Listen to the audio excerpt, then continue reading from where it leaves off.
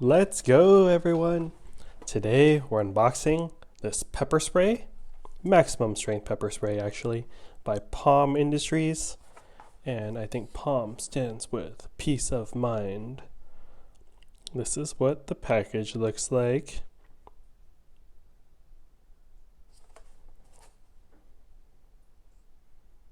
For self-defense only. Nah, I'm gonna prank my homies tonight. Let's go. Safe, accurate, easy to use. Step 1. Slide thumb between flip top and actuator. Step 2. Press to fire, release pressure to stop. Yep, POM stands for peace of mind, proudly made in the United States. Let's go. Alright. Let's get it. Let's open this up. Let me cut this tape open.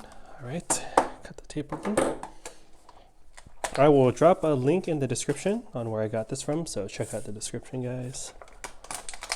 And wow, it's red, black with the red stripe.